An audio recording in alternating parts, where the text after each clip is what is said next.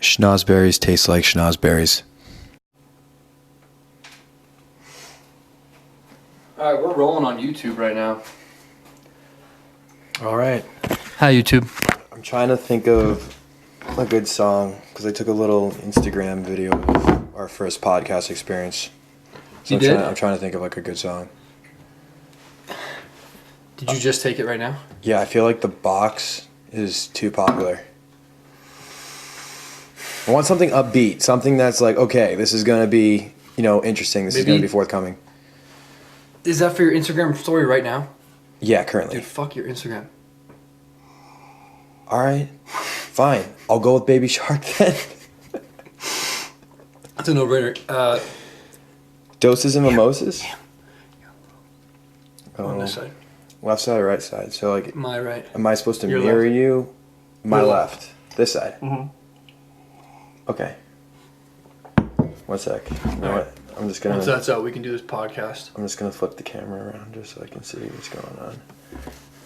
But this is. Oh, Jesus. We have to use this mic Yeah. for the podcast, okay? So like, do I have to lean into that every single? No, I time think I it say just something? we just have to make sure it's Like- pointed in the right direction. We don't need Thank you very much. You can. Oh wow, that was All right.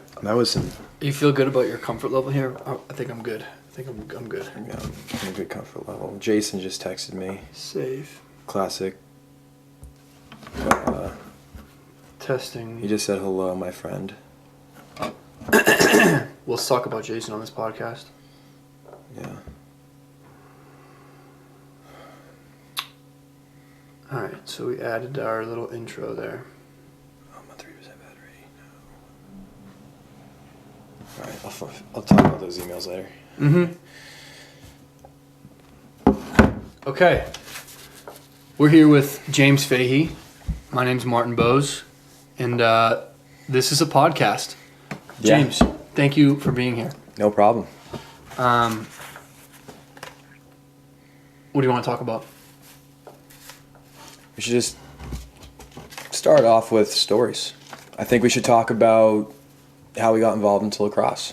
I think that's a really good point, and I think that can segue to a lot of more interesting things later on. Yeah, I think we're going to keep this pretty brief. Mm-hmm. So we'll go like a couple different topics. Obviously lacrosse, coaching in general, and then concussions. Yeah. So that was what I was thinking, and we'll see what goes from there. All right. I'll start off with a question to you. All right. Lay it on me. You walked on to the Boston Cannons in what year? 2016. And My memory might be shot, but I'm pretty positive it's 2016. okay, that sounds right. Right.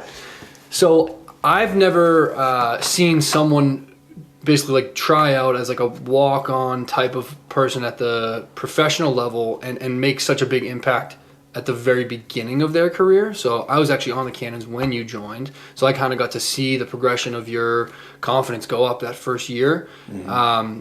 What was that like for you? You know, did you expect to make it? Like, did you feel like you deserved to be there? Were you shocked? Like, how was that for you?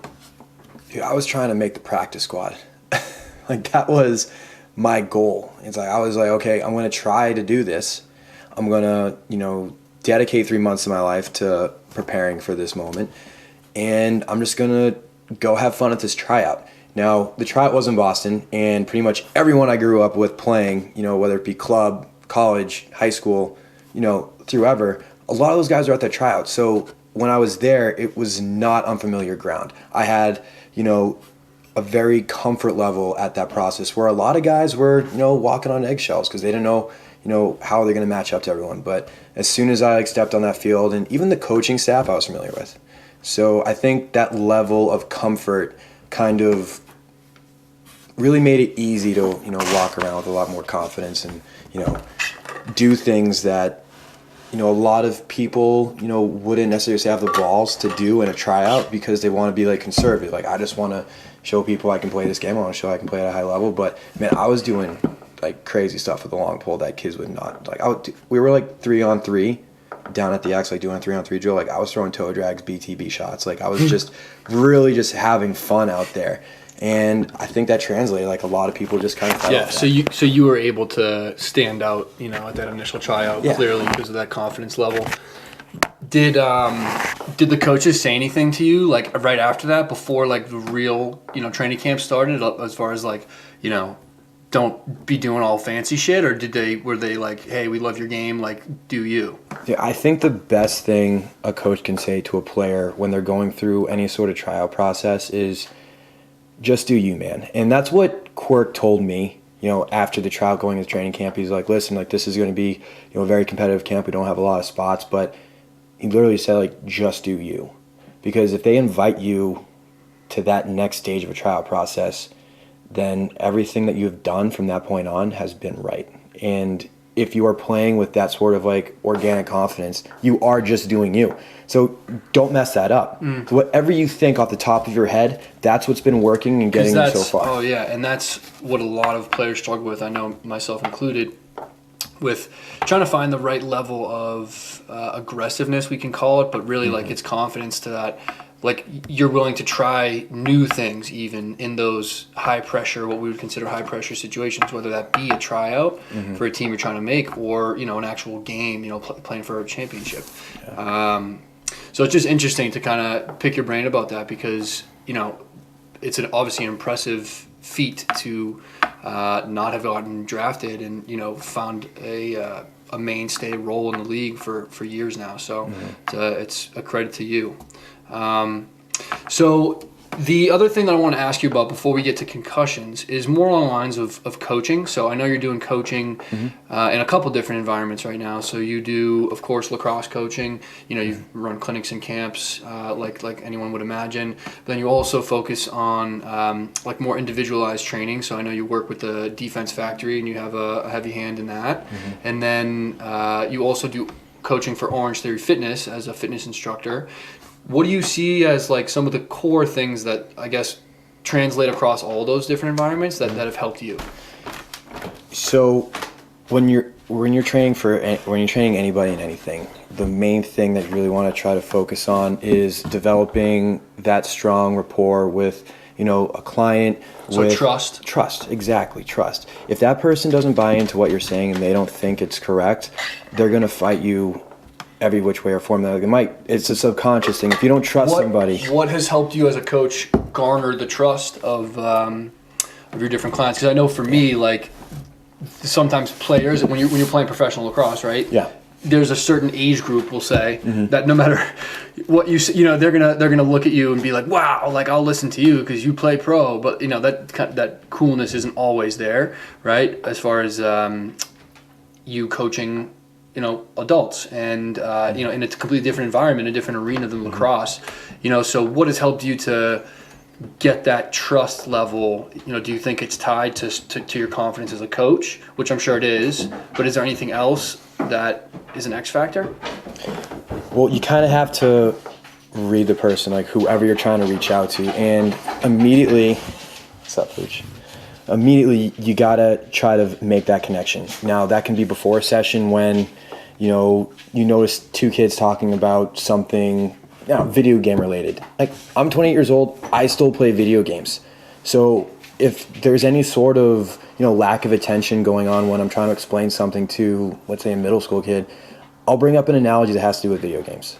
And a lot of those analogies have to do with repetition and practice. Like you can't just start a video game and be unbelievable. All of a sudden you're the champion. Exactly. Yeah. Like, do you know how many what's cool about it? That's hours? actually a really good point. What's cool about video games that is they're subconsciously doing to the people who play, but you don't really think about it, is they make it quantifiable and objective right from the bat. You're at level 1. Exactly. Or you're at this, they grade you or whatever. There's stats right from the jump, where in sport and in most of life, like it's actually tougher to quantify how well you're doing. There's obviously statistics, but how much are you looking at the statistics of your efficiency as a player, right? So for example, if you're dodging 10 times in a game, how many slides did you draw?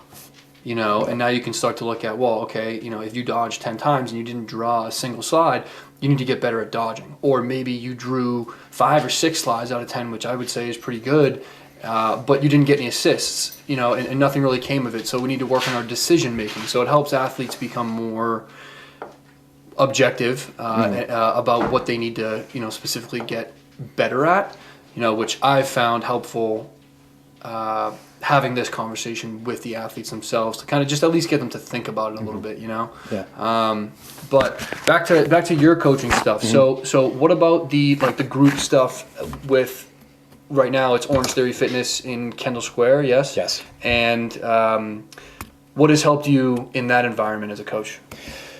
Well, the biggest thing that helps me out is, throughout the class, like I'm training strangers at this point because this is my first week in the studio. I mean, these people have been coming to the studio for months. A lot of other staff members know these people by name, but it's my first experience with them. So my first impression, has to start from immediately as they walk in the door, whether it be like, oh, how's your day going?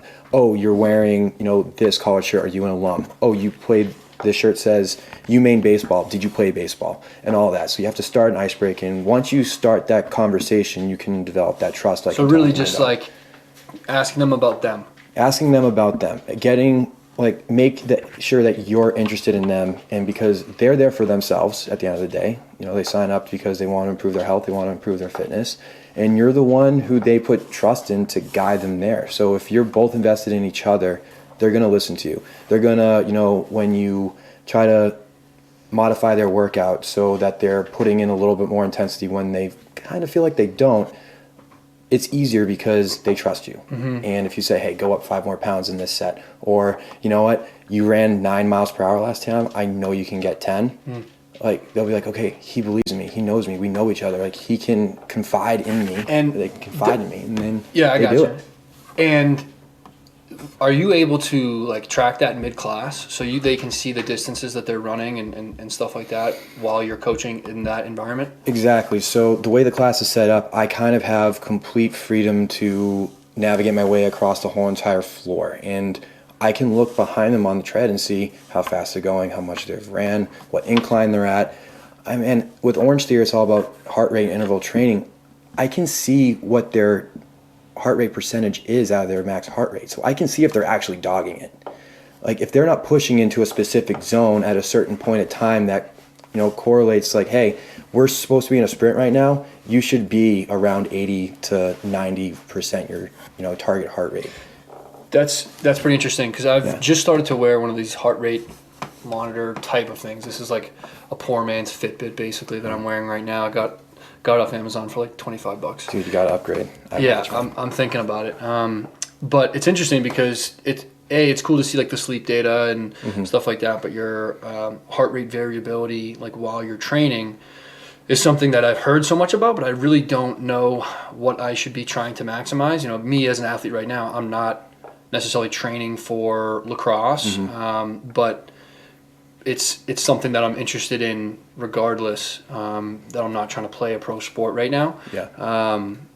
But in your experience with the Orange Theory training, what is one of the more ridiculous heart rate, variabilities that you've seen as far as someone going from very, very high to very, very, then calming themselves down quickly? Is there a certain number of beats per minute that you're holy shit, this guy is this girl is in incredible shape? So the way we kind of dictate, who's in good shape or not is see how great is their threshold to get to that 80%. All right, and the way how do you know if they're at 80? So how do I know it? Well, it says it on the screen. They have heart rate monitors attached to them. I see. So, everything in terms of, their heart rate, their BPM is on the screen. I see that. I see that as a numeric value. And everyone can see it. There's monitors across the whole entire room. So everyone knows who's working and who's not. And, how we equate to, okay, how does that translate to how good of a shape we're in? Well, analogy that I tell newcomers is you can sit on your couch for 3 weeks or 3 months for all of that much, and you go try to run a mile, which is your first activity since you've been sedentary, and that mile is going to feel like absolute fucking hell. Okay? Then you have a marathon runner who runs miles at 12 miles per hour in their sleep. That mile is not going to affect that person's heart rate nearly as much as that person's been sitting down. So it's all about that effort that they're expending, perceived effort. And that person's not going to jump up. Mm-hmm. They're going to stay low. It's going to take a lot more for them, a lot more effort, a lot more intensity for that marathon runner to get to that, that threshold where they're cracking 80%. Mm.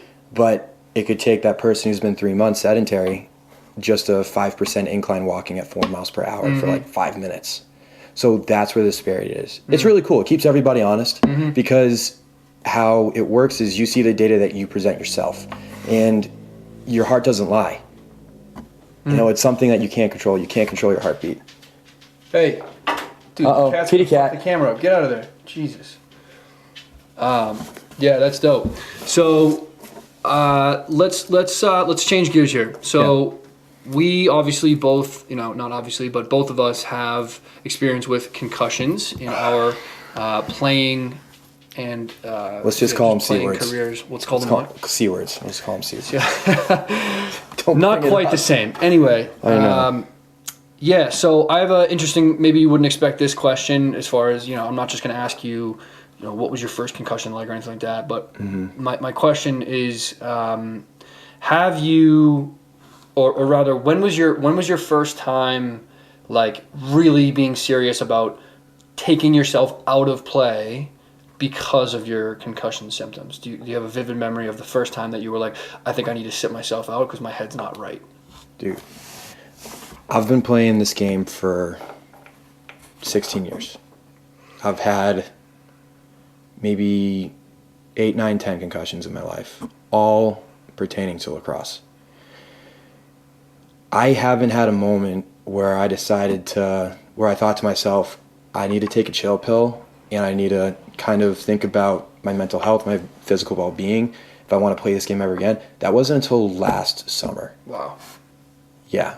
So I've been pretty reckless. I think I saw that happen. Yeah. I gotta be honest with you. That was after the last Atlanta Blaze game. 2019. That was after the second to last game of the season, where we crushed Atlanta. And I had like the best game of my life. I shut out Randy Stats. He went 0 for 0. That's like a pretty big thing in my book. And I got nicked up in that game. And I didn't realize that until 3 days later. And then we're playing the Dallas Rattlers at home with the Red Dawn jerseys, which are sick, the all-red unis that we had, which were dope. And it was in front of a hometown crowd. Like, everyone was going to be there. And I had to make a tough call. I called up our head coach, Sean Quirk. I'm like, hey, man, I'm not good. And we're in the playoffs. That's another 2.5 weeks away. If I play in this game, the last game against Dallas, and I get nicked again, I'm done for a while. So I said, hey, I'm sitting out. If people ask, I have a neck injury. And I'm going to take this time, this 2 weeks to recover, and then we're going to go into playoffs with a full head of steam. Didn't work out, but, that's what I viewed was the most appropriate way to kind of deal with that situation. Thank you for sharing that. I know this is tough, man. There's a lot. Obviously, like even just hearing you kind of tell that story, it's like it gives me the goosebumps, man, because it's real. It's very real. So the other thing that as kind of a follow-up question to that, have you consciously felt like you can't talk to a coach or a trainer because of concussion symptoms, because you're like in your own head? So like this is me kind of coming from a place of what I've experienced, right? Which is knowing that I got a concussion, but feeling like I have it under wraps per se, that I know where it's at and I can already feel that it's getting better. So why say anything, right? When I could then risk, getting sat out because of it, right? And that mentality is something that is completely normalized, probably across all pro sports, I would imagine. But certainly, in our sport, I've experienced with it. Is that something that you've experienced as far as like being like, feeling like where you're at, so there's no point in talk, so you almost like withhold some of the truth to your coaches or trainers? Absolutely. And that was probably when I was in college, and I was 18, 19, 20 years old in school. This was when I was first starting to experience concussions for the first time. I've had a couple in high school, but in college, that's when I really started to notice like, hey, something's off and something's not right. And this is taking more than just a couple days to get over. And some I reported, ones that, made me fall to the ground that would be like, hey, what's going on with this guy? Well, you can't really, cover that up. But ones that I was able to sustain, get up and walk away from, yeah, no. You don't report that. And I don't necessarily think it was like a toughness thing because, growing up, I was always surrounded by players that, were smart and that were good with their bodies. And even now, like, I still have that same opinion of guys. Like, if you're not good, you're not going to help your team. If you're not going to be able to perform at 100%, dude, you're doing everyone a disservice trying to, like, hang around. I mean, the team can only move as fast as the slowest people. And if you're slow down, then, dude, they have an athletic training staff for a reason. Like, utilize it. I never did that. I never really took advantage of my resources when it came to, like, athletic trainers and all that. It's hard to, and one thing that is really interesting about this, like, sort of topic is understanding that, like, you can rehabilitate concussions. Like, I just feel like there's such a broad misunderstanding that if you get a concussion, not that people think everyone's the same. They know they're all different to some degree, but it's almost like, okay, like, what are you out of 10? Let's wait till you get to 0. Like, when it's not quite that simple, it's more about, like, the emotional side effects that come into play. Exactly. Right? And how that can affect your day-to-day life. It's profound. It's obviously very profound. And I think just from the perspective of utilizing a trainer, that's one of the reasons why I'm actually, like, really, really interested to talk more about this openly, because it's not understood that the very moment that you might have a concussion, it's in your best interest to talk to someone professionally and take care of your both short and long-term health. But it's for you, you said it wasn't like a toughness thing. It was just a lack of using the resources, essentially that were right there for you, quote unquote. But I don't know how many guys are at this level that are talking about, like, when you break your leg, you're like, okay, needs to be dealt with. Yeah. When you bump your head, you're like, maybe I'll deal with it. You know what I mean? It's just this interesting. Maybe I'll go out tonight with the boys, have a couple of drinks, and obviously that doesn't help anything. But you're right. When you started mentioning about, your symptoms can go from 10 to 0, but there are a lot of emotional and stress factors that go into this.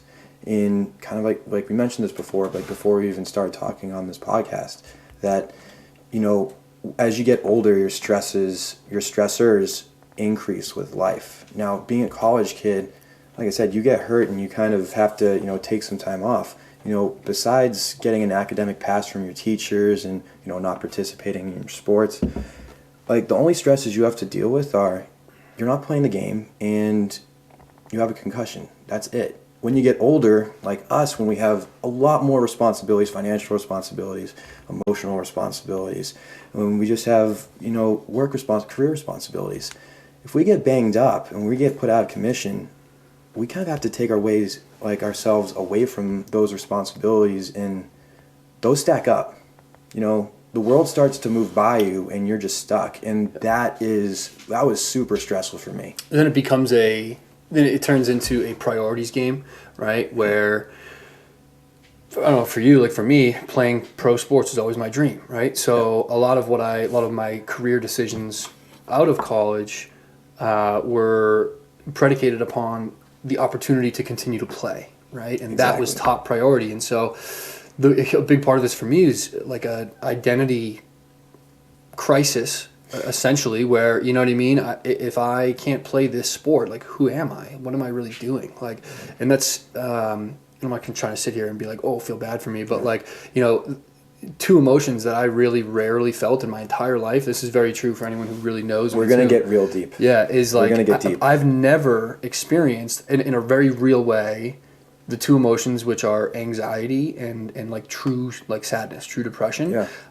As for whatever reason, was blessed with, my parents have been awesome, and I was lucky enough to grow up in an environment that, I never really had that much to worry about, like, at all, right? Except for maybe, like, getting picked on or something, right? Like, that was the worst that it could have gotten, right? And, I just, like, I didn't really know how to empathize with, like, those, like, real anxious people that obviously so many of the population has, experience with anxiety to some degree. And for me, that was when everything became real, when I started to become wildly anxious over, I didn't even know what at the time. I just knew I was anxious, and I had, like, these deep, bouts of depression where I was, extremely unhappy, and then I would reflect on, maybe whatever it was, like an hour, 2 hours go by, and I'd be like, oh my God, like, this is what it's like, to feel true sadness, Yeah. I guess, I mean, make this thoughtful circle, I really am trying to see the silver lining. I think that's the ultimate that is in it for me, with stepping away from playing for the time being, maybe forever, who knows. I have been able to have a broader understanding of, I think, people, because I've now had true experiences with anxiety and sadness, Like, this past fall, I went out for the NLL. Like, again, another league, professional league, the box lacrosse league. I didn't get drafted. I went in as a walk-on. And just like with Boston, I was making it through the training camp process just like I did back in 2016. Like, I was going to make this team. And I was, playing, like, instinctually, like, yeah, I'm just going to do me. And again, it works. And then the last day of training camp, I got my most recent concussion. And it wasn't that big of a hit. Was it the ground? No. Do you know what it was? It was a light shoulder tap right square in the middle of the face. It was done a 1v1. And I ended up winning the 1v1 drill. But it was just that little nick in the sweet spot that it just set me off.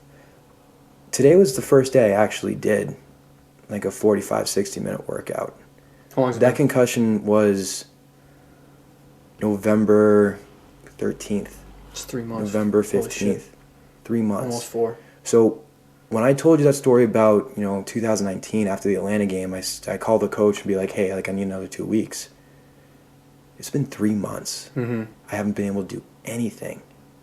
You talk about, that anxiety and that stress and, falling back on your emotional support team.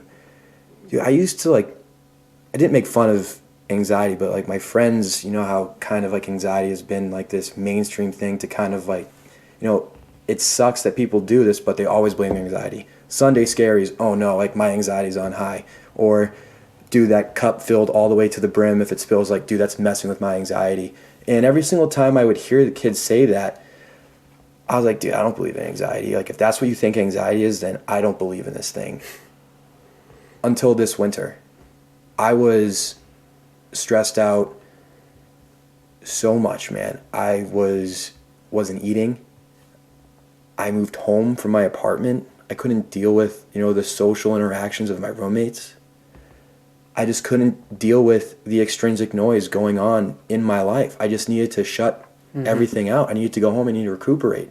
Because, my roommates are great. I love my roommates. But no one really understands what's going on in your head. And, no one can understand what you need in that point of your life, especially with a concussion. So you have to fall back on your support team, and that was my family. That was back home, because those are the people that raised you. Those are the people that know you. They know when you're not right. They know when something's up, and they know exactly how to, care for you. And I spent a month and a half back home, still worrying about paying rent, still worrying about when am I going to get a job. I'm still studying for my licensure exam for physical therapy. I should have taken that exam last October. Like, so I'm pushing, my career's pushed back as a clinician. Yeah. My financial setback because I wasn't working for 3 months because I couldn't work. And it's just, those are the real life stresses that add up. And that stress does not help get you over your initial factor, which is you have a head injury. Yep. So your mind's racing 1,000 miles per hour. And like, dude, I still can't sleep well to this day. My head hits the pillow and I can just hear my heart just beating in my head. And I look it up because I'm curious, like, okay, well, I had this concussion. It was this long ago. I'm still having these symptoms. And they said, if you can hear or feel your heart beating in your head, that's like a really strong sign of having, overactive anxiety. An overactive mind that prevents you from just the simplest task. Like when I close my eyes, my brain is so active. I'm thinking of crazy things. I'm thinking of what's going on 6 years in the future, what's going on 6 minutes from now. Am I going to watch Netflix, try to fall asleep to Netflix? Did I take enough melatonin? Like, what's going on? What am I going to do tomorrow? Like, how much money do I have in my bank account? When am I going to get a job? Like, what girl am I going to talk to? Like, is this friend really my friend? Like, dude, like the most overactive thinking you can imagine. Yeah. I'm trying to fall asleep to that. Yeah. You can't. That's a lot, man. I think, thank you for opening up. I mean, first of all, that was fucking, that's a lot, man. I mean, you're on the tail end, but you're not fully out of like that place that, like, you know what I mean? Luckily I've been symptom free for at least a couple months now, man, maybe even like 4 or 5 months. So, I'm able to kind of look back on things now. You're still in the shit, bro. You know what I mean? Yeah. Like, I think you're past the worst of it, as long as, God forbid, like, nothing else happens in the near future. Like, you're on the rehab, right? But like, it's very real, man. It's very real. It's interesting too. I think, hearing you kind of go in like a very like holistic approach to like how this concussion, most recent one, and then going through this process at NLL camp has affected your whole life, based on the anxiety that you're experiencing from the head injury in the first place.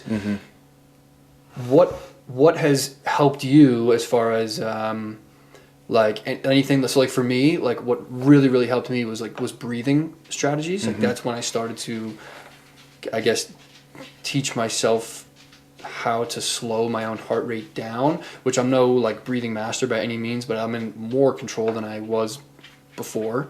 Have you experimented with that at all? And if not, we could do some breathing after this podcast ends. I would love to breathe with you, Marty, but just not in an intimate way. Just slow. Hello. That was good. Let's finish on a positive note. Yeah. Hey, cat, get off the fucking... Stop. Kitty. Dude, this is why I don't trust cats. Kitty, get down. Get down. Because they're too smart. They can pinpoint exactly what you don't want them to do, and they're going to look at you every second of them doing it.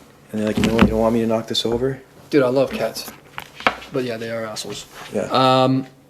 But like back to what I was saying, what I've kind of embraced was it wasn't necessarily like a breathing technique, or it wasn't any sort of,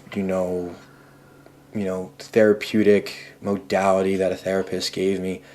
It was just getting back into being physical. Because, like I said, dude, I've been a fitness coach for 3 years now, and like research shows, if you're an active lifestyle, you have to maintain that. You have to maintain that. Well, one of the things that I didn't understand until I went deeper into the recovery process of concussions is that, like, dark room therapy is really only for the first 48 hours that it makes sense. Like after that, the initial 48 hours of recovery, those things that make you feel shitty, like whether it's light or your heart rate going up or sensitivity to sound, they're not necessarily making your concussion worse. They are basically sending a signal to your brain to tell you that something's wrong. Something went wrong and you need to, spend energy on fixing it. So it's also widely known that after that 48-hour window, you will recover faster if you maintain some form of fitness, consistent movement practice, getting your heart rate up, and getting a workout in is only gonna make your recovery move faster. But it's a big part of it is also your ability to articulate what environments trigger your symptoms to a professional that can then turn that into a rehab protocol, but like I just think that there's very little understanding of who to talk to. You know, everyone. It almost seems like if you play sports, like you've probably had some experience with a concussion. You know, but you know if you tear your ACL and something like that happens, it's like that's been tried and true so many times. Like of the different methods you can use to replace it and then or repair it, and then different methods you can use to fully re-strengthen it. Like that's just like it's a protocol. Exactly. Whereas with head injuries, it's like I hope you find the right person to talk to. You know what I mean? Which, by the way, if people in this area have concussions and need someone, I have a guru. I'll probably just say it. His name's Joshua Helm, and he works out of Greater Boston Sports Performance is the name of his business, and he works out of Dedham Health and Athletic Center.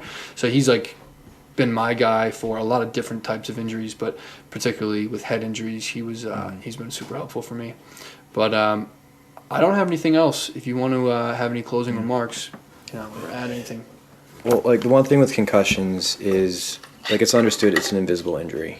Like no one can see it. You can't physically see it, but you can feel it. And you just have to, take it day by day. I mean, it took me a good 2 months to figure out what was the main symptom that, set me off, and that was significantly bright sunlight. Coincidentally, I got a concussion in the dead of winter, so every time it snows and it's sunny the next day, like I have to wear sunglasses inside because the glare will set me off. Music is fine. Obviously, high-intense physical activity is still, off the book. Questionable. At this part. Questionable. But like I said, the way I've kind of dealt with everything is literally, I say you gotta, walk before you run. Well, I've literally been walking. That has been my therapy. Yeah. I take the dog for a walk, and I'm not talking like a walk around the block. I'm talking like a 7, 8 hour and a half, 7, 8 mile, hour and a half walk. Yep. And sometimes I'll listen to music. Sometimes I'll listen to a podcast, and sometimes I'll just turn everything off and just leave myself alone to my own thoughts. Yep. And you kind of have to interview yourself to see how you're doing. It's kind of corny. It's be like, you have like your little, 2 angels and an angel and a demon on each shoulder and be like, oh, hey, James, how's it going? What's going on? And be like, oh, hello, bad version of me. Yeah. Like, what's up? He's like, hey, so you think you're going to try this tonight? You're going to go out, hang out with the boys? Mm-hmm. And the angel on the other side is like, hey, you had a headache the other day. Maybe you should, stay in and sleep. Mm-hmm. Get some more rest. You had a busy cognitive day with studying. You're not feeling too hot. Don't push it. Mm-hmm. And you kind of have to just interview yourself and just see where you are. Like, if you can't be honest with yourself, man. Yep. That's where it starts. Like, that's what I felt like I was doing. I felt like I was lying to myself for the longest time. Like, it's okay. I'll get better. I'll get over it. And then it got to the point where my body just took over and be like, no, you are not good. We are not going to make you feel good until we are good. Mm-hmm. So, like, anytime I try to do something for longer than 30 minutes, whether it be, going on a rower, walking on a treadmill, riding a bike, doing free weights, like, it just keeps on telling me, he's like, hey, man. Not yet. Mm-hmm. And until that happens, man, I don't know when I'm going to play lacrosse again. I want to play this winter. Yep. And that's the goal. I mean, I've been trying to get in this league forever. Yep. And, the door's there. And the only thing that's preventing me is my brain. Mm-hmm. And that sucks. Because having yourself as your own hurdle is such a hard obstacle to get around. Because you got to play it right and you got to play it safe. Otherwise, you'll never play again. I would argue that that's most people's own hurdle. With an athlete, yeah. Yeah. Yeah, most people as well. But soon. Yeah. And another thing that I keep in mind is, like, with all injuries, they do heal. Mm-hmm. I will get better. Yep. If you're trying to. Exactly. Right? Can't accept that this is your new norm, right? You can take baby steps. Exactly. And I had to accept that, and that was a tough pill to swallow, that, hey, you're not going to do what you love to do for a while, and you're going to have to find a little bit more meaning in your life than just a lacrosse stick, and you're going to have to start making more friends that aren't lacrosse players, because your life is going to be so small if you just live in that niche, because one day that niche is going to be gone, and people stop playing. I'll be your friend. I mean, I thought we were already friends. I mean, I appreciate the vote of confidence that you're going to stay my friend. Yes, like, you I'll don't stay care your that friend. I'm a lacrosse player, but yeah. But that's reassuring. But see, it's like people like us, you know, there's like this brotherhood of just banged up guys, you know, that all have their own injuries, whether it be ACLs, you know, broken bones, spine, nerve injuries. Like everyone can relate to each other. It's like, yeah, I mean, it hurt. Yep. Just get better. Baby steps. Exactly. All right. Well, thank you for listening to this podcast. Thank you for being on this podcast, Yim. No problem. Let's see where we're at. Looks like we're at like 40 minutes here or something. Oh, wow. Yeah, so I feel like a little longer than we could probably triple that up if we really wanted easily. Well, we'll see how the market likes it, and we'll do some more of these. Sound good? Yeah. Okay. I know, cheap and short, simple, to the point. I'll just say yes to your question. Yes, we will be doing this again. Yes, maybe. Yes, we will be doing this again. Exactly. Maybe a little less emotionally involved. I love you. I love you. Love you too, bud. All right. Peace. That was so much fun. Nice. All right, YouTube.